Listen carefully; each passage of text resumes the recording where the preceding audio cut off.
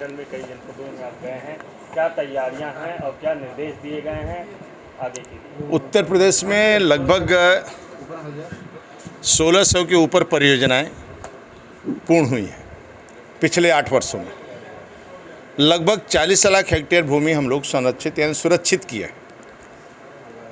जो खर्च आया बाढ़ों पर 1600 के ऊपर जितनी परियोजना हुई हैं लगभग 10,000 करोड़ के आसपास। और 40 लाख हेक्टेयर भूमि संरक्षित होने का मतलब 1 हेक्टेयर में 2.5 एकड़ के आसपास होता है और 1 एकड़ में उत्पादन लगभग 50,000 के आसपास से रुपया होता होगा। तो लगभग हम लोगों ने 50,000 करोड़ रुपया किसानों के जेब का सुरक्षित किए हैं, जो एक फसल का केवल जो रबी के फसल में उठा सकता है। इसी तरह वर्तमान में भी 334 के आसपास लगभग परियोजनाएं राज्य के अंदर चल रही हैं। हमारे सामने चुनौती रहता है कि ये परियोजना समय से पूर्ण हो, क्योंकि पिछली बार भी आप देखे होंगे 1 जुलाई और 1-8 की जुलाई में भयंकर बाढ़ आ गया था। थोड़ा बहुत नहीं, भयंकर बाढ़ पीलीभीत शाहजहाँपुर में मतलब हालत खस्ता कर दिया था बाढ़ का। और इस बार जो बाढ़ आया और कठिन जब हुआ बाढ़, जब गंगा जी का और सरयू का एक साथ बाढ़ आ गया, जो बलिया में दोनों एक साथ अटैक की। जब गंगा जी का बाढ़ आता है निकल जाता है, बाद में सरयू और घाघरा का बाढ़ आता है तो कंट्रोल हो जाता है, लेकिन दोनों एक साथ पानी पहुंचने के कारण पानी बैक करता है, जिसके कारण कंट्रोल करना हम सबके सामने चुनौती रहता है, हमारे अधिकारी कर्मचारियों के सामने। लेकिन फिर भी कोई हानि हम लोग नहीं होने दिए। यानी कहा जाए गंडक में मैंने 6 लाख पानी निकाल, राप्ती में जो 40,000 क्षमता की है उसमें 2-2-2.5 लाख पानी 1,40,000 भी पानी आया क्यूसेक, तब भी हम लोगों ने आराम से निकाला। किसी तरह किसी प्रकार की जन हानि नहीं हुई। जब से महाराज जी की सरकार है आदरणीय योगी जी की उत्तर प्रदेश के अंदर, किसी प्रकार की जन हानि नहीं हुई। कटान भी कम से कम हो, लोगों का कटान किसी तरह बचे, मकान भी न उजड़े, इसके लिए हम लोग प्रयास करते रहते हैं। इस बारे में इसीलिए हम लोग गर्मी में निकले हैं कि 15 जून तक राज्य की सभी परियोजनाएं पूर्ण हो जाए या खतरे निशान के ऊपर वो परियोजना पूर्ण हो जाए, इसलिए हम लोग निकले।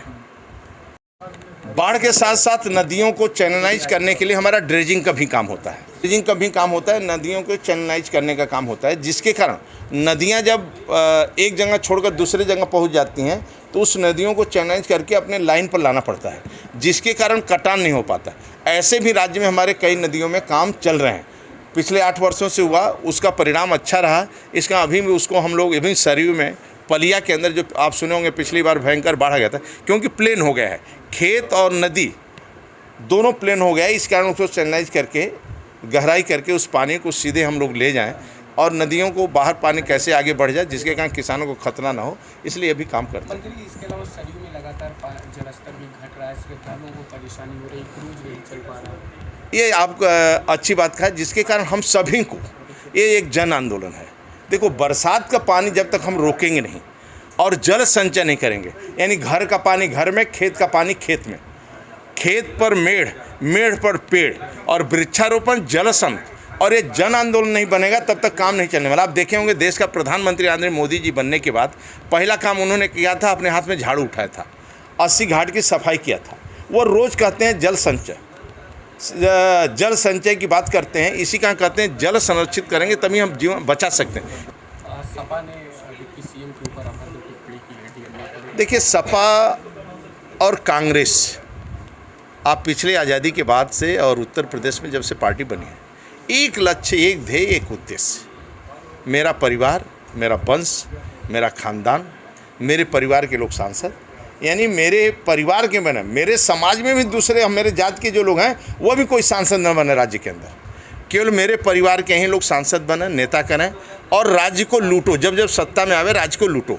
आप कल्पना करो, अपना शौचालय नहीं था, अपना नल का कनेक्शन नहीं था, भूख से लोग मरते थे राज्य के अंदर, आज फ्री में अन्न मिल रहा है लोगों को, आज उनको आयुष्मान का अपना कार्ड है, इलाज करने के लिए कार्ड है, अपना छत है 4 करोड़ का, आगे सभी मकान बनना है, रोडों का जाल देखो। अब लोग जाते थे अयोध्या से या पूर्वांचल आजमगढ़ 4-4 5-5 घंटे लगते, अम्बेडकर नगर में लगते थे, आज हम लोग 1-1 घंटा 2-2 घंटे का सफ़र करते हैं।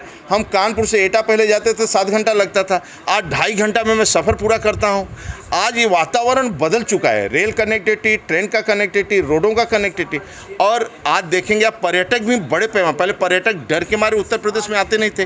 5 बजे के बाद हरिद्वार में सो जाते थे, रात भर नहीं चलते थे। आज 24 घंटा पर्यटक चलते हैं, रात दिन चलते हैं, जिसका अयोध्या है, काशी है, मथुरा है, वृंदावन है, नैमिष है, ये सभी हब बनते जा रहे हैं। गोरखपुर है, आज पहले जहाँ यात्री 1-1 लाख आता था 50,000, वहाँ पर 1.5-1.5, 2-2 लाख प्रतिदिन के यात्री आ रहे हैं, 2.5-2.5, 3-3 लाख, 8-8 लाख। और राज्य के अंदर 60 करोड़ यात्री साल भर में आए, जहाँ 60 करोड़ यात्री आएंगे और 65 करोड़ लोग कुंभ नहाने आएंगे, कल्पना करिए उस राज्य की आर्थिक स्थिति क्या होगी। तो आज कानून का राज है, रोडों का जाल है, आत्मनिर्भर लोग बन रहे हैं। इसका ये तो जानते हैं कि इनको वातावरण में फैलाओ रहो और उनको गुमराह करो जनता, लेकिन न जनता गुमराह नहीं होने वाली है। वह न जातिवाद, न क्षेत्रवाद, न व्यक्तिवाद, न परिवारवाद, केवल एक ही चलेगा, राष्ट्रवाद और विकासवाद के नाम पर वोट मिलेगा। और हमेशा आदरणीय मोदी जी, आदरणीय राज्य केंद्र जी, डबल इंजन की सरकार, गरीबों की सेवा करना ही मेरा दायित्व है। मंत्री जी, एक लास्ट सवाल है, तिरंगा यात्रा भी अब अखिलेश यादव को नहीं भा रहा, उन्होंने बड़ा बयान दिया, कैसे? देखिए, इनकी जब सरकार है, सीमी की बात करते हैं, आतंकवाद को छोड़ने की बात करते हैं, सीमी को छोड़ने की बात करते हैं।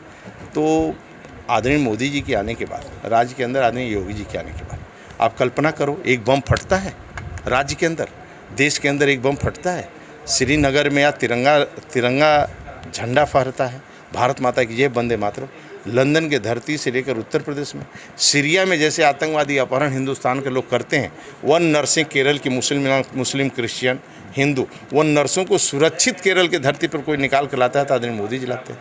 तो ये आने वाले देश के अंदर राष्ट्र यही है, भारत माता की जय, वंदे मातरम।